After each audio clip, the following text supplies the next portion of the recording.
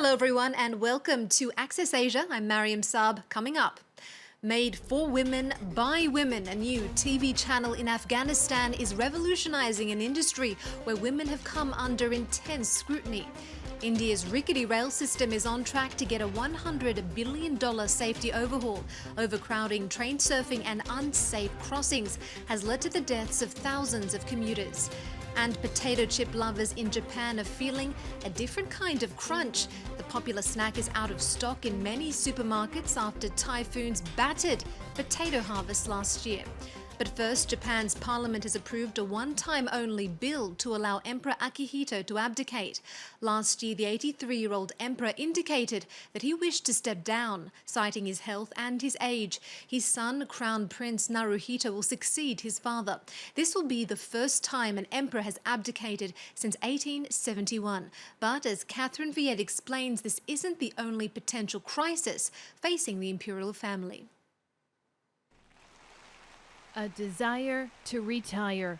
83-year-old Emperor Akihito made his plea in a rare televised address last year. When I consider that my fitness level is gradually declining, I am worried that it may become difficult for me to carry out my duties as the symbol of the state. The emperor, who has had heart surgery and been treated for prostate cancer, ascended the throne on the death of his father in 1989. There has been widespread support for the move by the Japanese public. The emperor has expressed his intention to abdicate, so considering his age, we should respect that. Imperial law is strict. Only males are eligible to succeed to the chrysanthemum throne, and then only posthumously. But now the Japanese government has approved a bill that will let the current emperor abdicate in favor of his eldest son, Crown Prince Naruhito. While the legislation solves one problem, another potential succession crisis is facing the imperial family: the lack of male heirs. Of the emperor's 4 grandchildren, only one is a boy.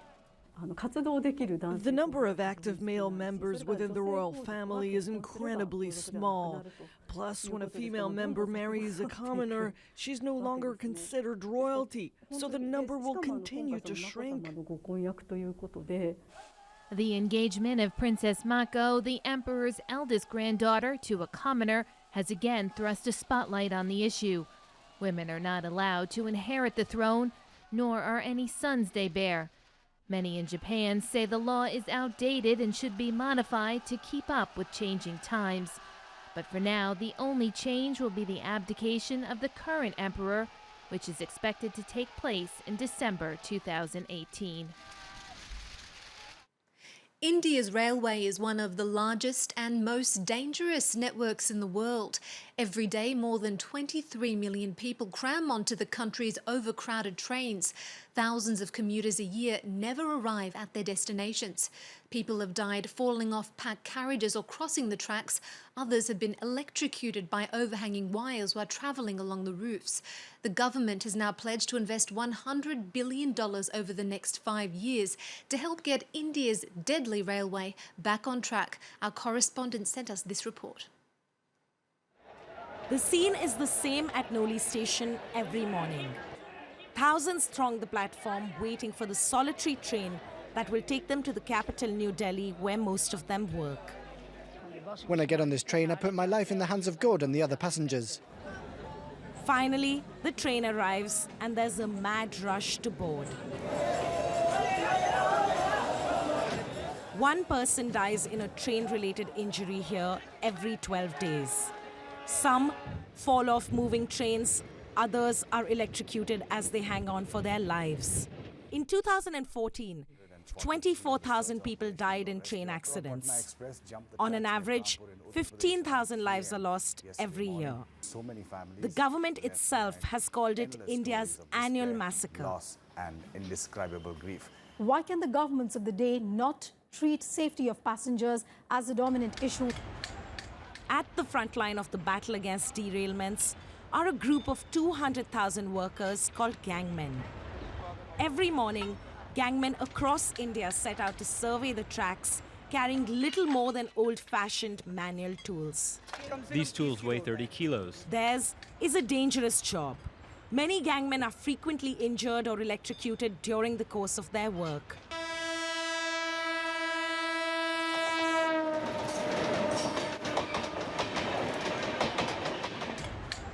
Abhay Khanna has served as their chief supervisor for nearly 2 decades now.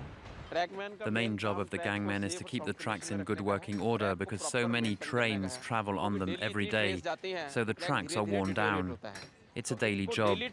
If they don't do it, then the number of train wrecks and accidents will multiply.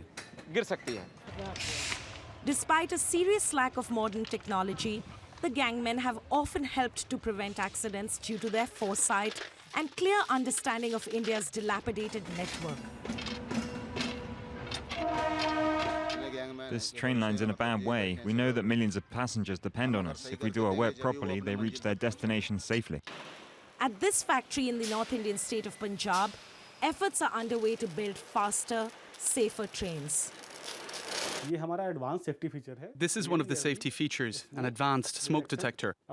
If fire or smoke is detected anywhere in the coaches, this alarm will go off and automatic brakes will kick in. But even as the trains get faster and safer, the tracks they run on continue to remain old and dilapidated. As the manager of the factory points out, newer trains are only part of the solution.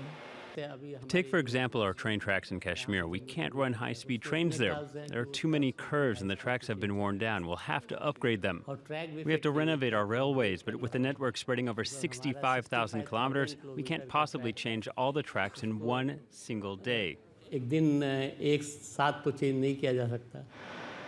Successive Indian governments have tried and failed to modernize this massive network.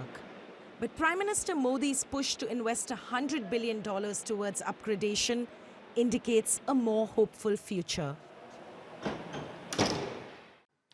Freedom of the press is under fire in Pakistan. France 24's award-winning correspondent Taha Sakil Siddiqui has taken his battle all the way to Islamabad's High Court. Siddiqui is fighting to end the harassment he claims to have endured at the hands of the Federal Investigation Agency, saying that a person of the pen has nothing to do with terrorism. Watching women on TV in Afghanistan is nothing out of the ordinary, but a channel run by women for women. Now, that's something new, especially in a society dominated by men. Operating out of Kabul on a shoestring budget, Zan TV is the country's first TV channel dedicated entirely to women. And as Andrew Hillier reports, it's hoping to give women's issues a more prominent platform in conservative Afghanistan. Putting the finishing touches to Afghanistan's newest network as it prepares to hit the airwaves. Zan TV is run almost entirely by young women, many of them as students. But what they lack in experience, they make up for in enthusiasm. We live in a male-dominated society where women's rights aren't that important. So this TV channel has been created so that we can fight for the rights of women and give them a voice. We want to show that women, too, can work actively in society. Up until 2001, under the rule of the Taliban, women were forced to cover themselves from head to toe whenever they went outside. Girls weren't allowed to go to school. For many of the channel's female employees, it hasn't been easy overcoming the stigma associated with working in television. Since I started working in TV, I've faced problems and received threats. Even members of my family are against what I'm doing. My uncles and cousins say that it isn't right for a girl to work in TV, but I ignore them and deal with whatever they throw at me so that I can achieve my goals. Afghanistan's newest channel is competing in a crowded market. Around 40 TV channels are already broadcasting in the country. The network's founder is hoping that large female audiences in cities like Kabul will push up the viewing figures. Okay, we thought the program should be different, especially for the women, and those programs which will be very useful for the societies and for the countries. But no matter how many viewers tune in, The launch of a TV channel for women can be seen as a milestone in a country ravaged by war. Japan's potato chip supply is feeling the crunch. The popular snack has gone from flying off shelves to disappearing from them, with stock sinking to record lows. Poor potato harvests have seen production dwindle after a series of typhoons hit Japan's northern island of Hokkaido last autumn. The chip crisis has gone viral. Some desperate consumers are putting their money where their mouth is by paying big for pricey packets being auctioned online. Claire Rush has the story. Another sad day in Tokyo, where the Japanese are deprived of their snack. My favorite chips have gone. It's unacceptable. I love chips. It's scandalous. There aren't any to be found. It really pains me. Tomato chips must come back. The chip crisis has topped headlines and has caused outcry on social media. Chips have never been this scarce in Japan, where people are struggling to go without them, and supermarket shelves are helplessly empty. The stock is running low in this Tokyo store. Normally, these shelves are fully stocked. I've had to fill them with other products. The shortage is due to last year's flooding in northern Japan, where potato fields were ruined. This year's harvest was disastrous. Less potatoes, higher prices, no more chips. A hard hit for an industry that's worth 2 billion euros. And an even harder hit for Japan's hungry chip addicts. Luli Minami, 22 years old, is one of them. I knew there was going to be a problem, so I decided to stock up. His instinct was spot on. Online, chips are selling for astronomical prices. The prices are insane, just incredible. There are so many people who bid in these auctions. Look at this. See how the prices go up? For just these 2 bags, the starting price was 300,000 yen, more than 2,000 euros. But it's not just chips. Fries could also disappear from McDonald's menu. And finally, if you've ever dreamed of living in a Technicolor town, look no further than Kampung Pelangi, an Indonesian hillside village of a few hundred homes, decided to paint itself all the colours of the rainbow.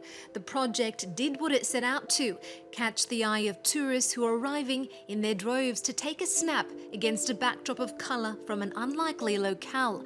The government invested more than $20,000 in the creative makeover. Well, that's all for this edition of Access Asia. We'll leave you with these images. Stay tuned. There's more news coming up on France 24.